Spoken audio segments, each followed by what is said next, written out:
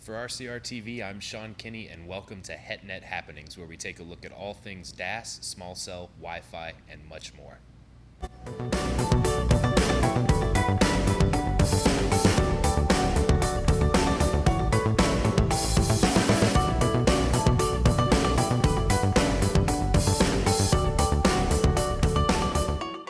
CommScope, thinking beyond today's technology to help you make the best decision for your network and your business. Telecom Careers, the #1 global telecom and wireless job board, telecomcareers.com.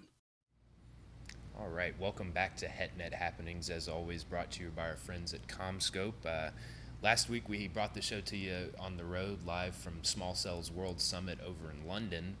That same week, my colleague Joey was down at DAS Congress in New Orleans producing a lot of editorial video and content for us. Obviously, that show was geared all to distributed antenna systems. So, Joey, thanks for coming on the show today. And like I mentioned, we're going to take a look at some of the editorial video that you shot down there, but there's a lot more of that hosted on the RCR Wireless News YouTube channel. I'd encourage you to check that out. Really, we didn't email too much. I know that you were at DAS Congress, and I know that you ate shrimp and grits. Delicious shrimp and grits, the best of my life. All right, so beyond that, what were some of the sort of key themes of the show?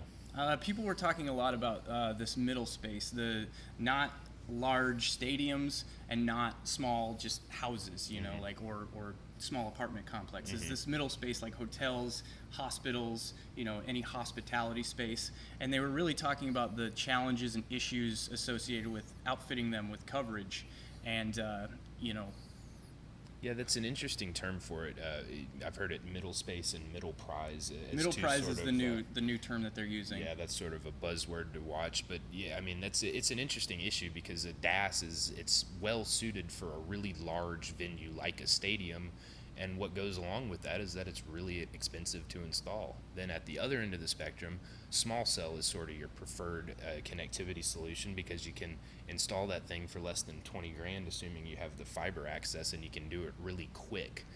So then in that middle space, you're kind of, which way do you go? You know, you obviously have to keep in mind your CapEx and your OpEx, but we get more into that later in the show. In this first clip that we're going to share with you, this is a really interesting, really challenging DAS deployment that was conducted by ExteNet Systems, where they actually brought connectivity down into the Chicago subways, which, I mean, think about sometimes so much as a wall can stop propagation, so you got to think about going underground. Yeah. I mean, how convenient, though, to be able to actually use cellular while you're in the train. That's a really unique use case, so let's take a look at that.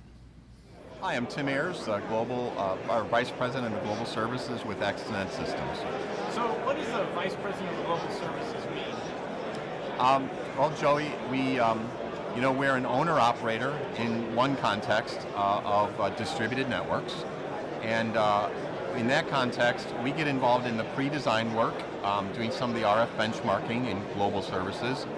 And then we work with our network design team and construction teams. They design and build a network, and they hand it back off to us, and we do the commissioning, we integrate the carriers, and we bring the network into commercial service, and then we maintain and operate it over its commercial life cycle. So it's a big part of what we do.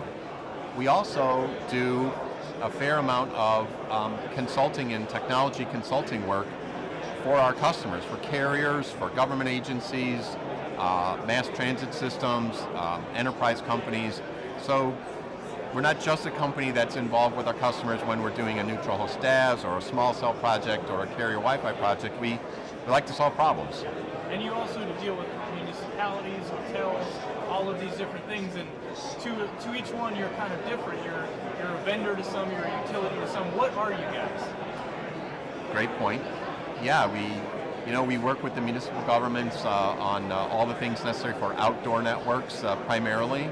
Pole access rights and fiber and power and all of those things.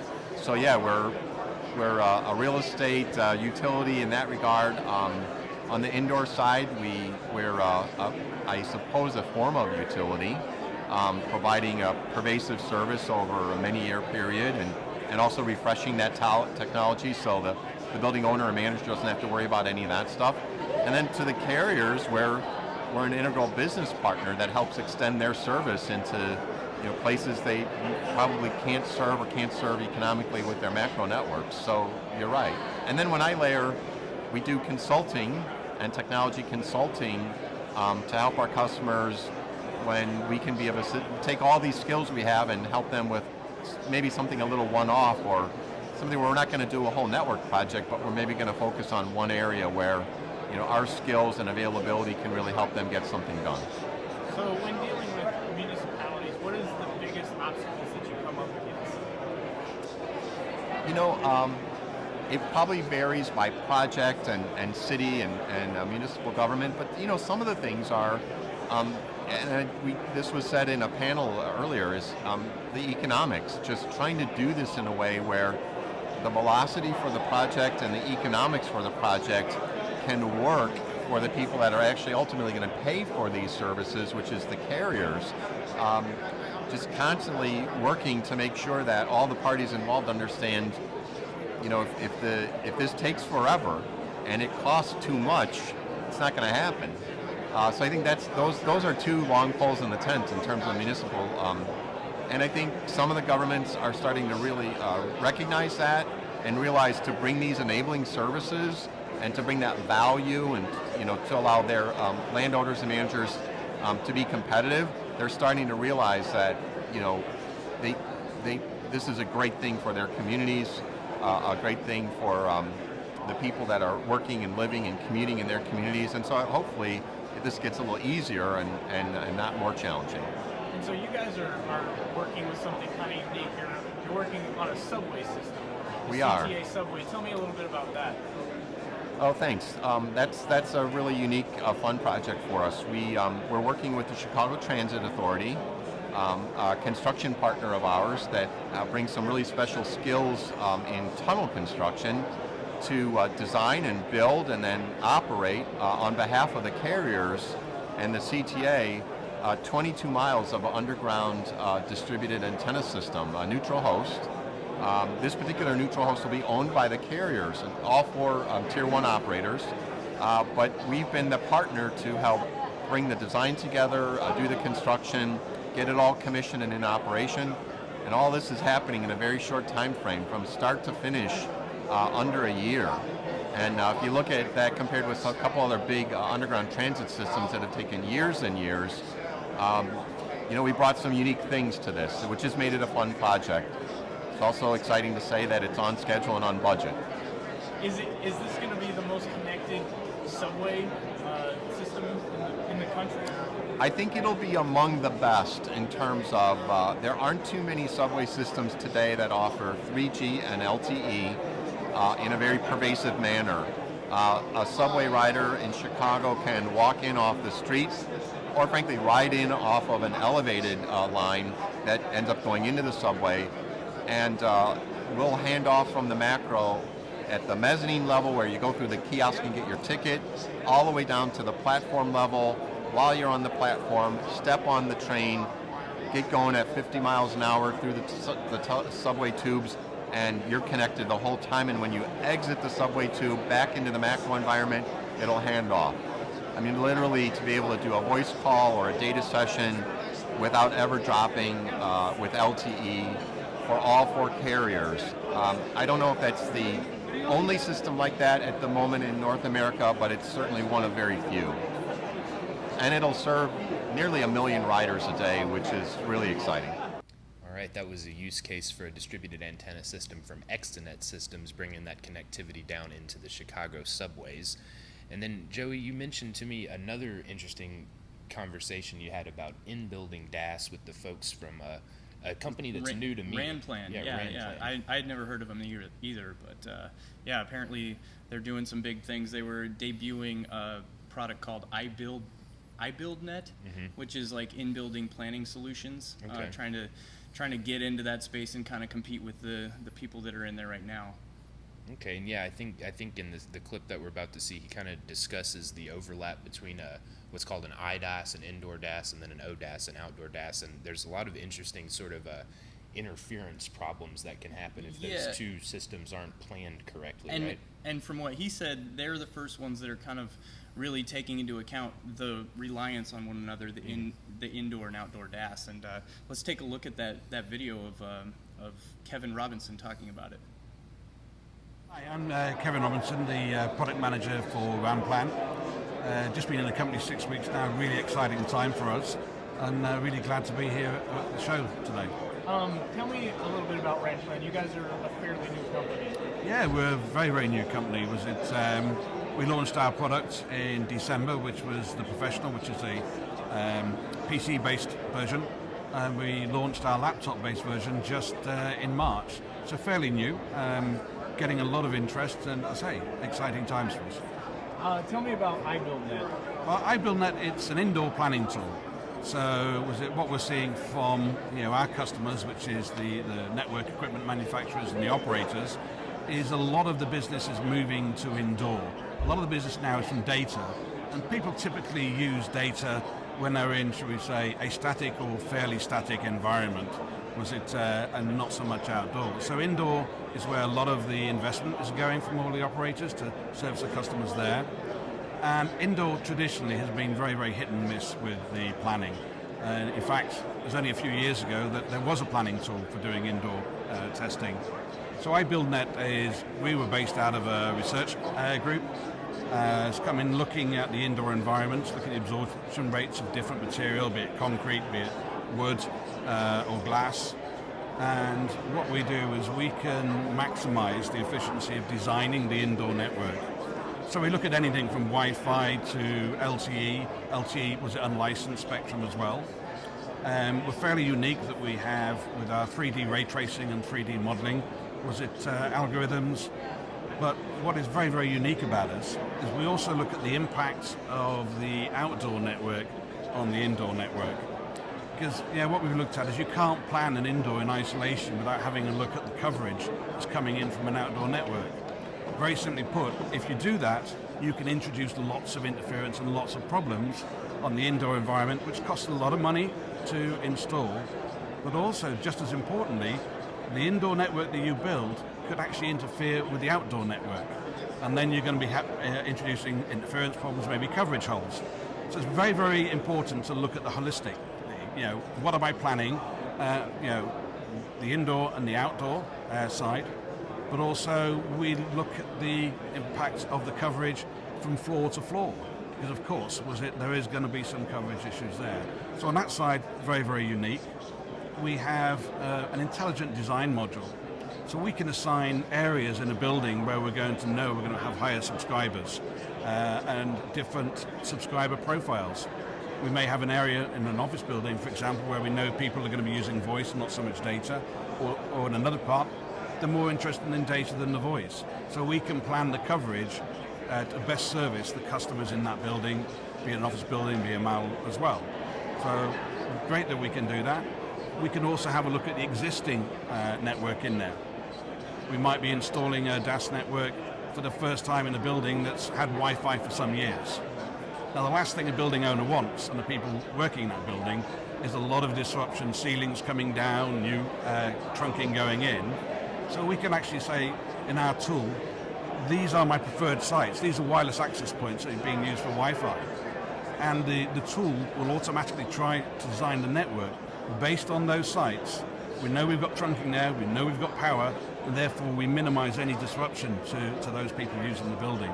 So again, another unique feature. Saves money and saves time for people. And so you're going to have a couple big announcements, partnerships coming up. Tell me a little bit about that. We've got some big announcements coming up, as I mentioned before. Nothing I can say at the moment, but we're really, really excited. Some global vendors we are discussing with, and we are looking to make those announcements this week, and we're really, really excited. And I think those people that haven't been talking about Ramplan will be talking about us after these announcements. All right, that was Kevin from Ramplan. We'll keep our eyes on that company and see what they do with that planning solution. They've got some big announcements coming up. All right, well, sounds like something we can keep our eye on then. Yeah, we definitely will. All right, and then this next segment features a company called Dolly Wireless, and what's somewhat unique about them is they use a CPRI transport interface, but we're planning a future show around that, so I'm not going to talk at length about CPRI despite my instincts. So in this clip, representative from Dali is going to sort of walk us through a deployment geared towards public safety uses. This one's up at DFW, right? Dallas Fort Worth Airport. All right, well, let's take a look at that clip. Hi, I'm Lance Kraft, Vice President of Sales of the Americas for Dolly Wireless. Tell me about Dolly Wireless. Yeah, so Dolly Wireless is all digital, CPRI-based IP packet a DAS, digital DAS system. One of the things that is interesting about Dali is we enable the support of of the carrier's current RF inputs into our head end, and then we also enable a migration path to an all digital input CPRI-based transport. We support 10 gig, so that also is a differentiator when you look at some of our competitors. At the fact that we're wide band, so over 320 megahertz of spectrum across a single lambda. It's truly a significant difference in what we do versus our competition. You guys are making an announcement about something that you're doing at DFW. Tell me about that. Yeah, so one of the most exciting, newest deployments that we have is the DFW airport. It's a public safety.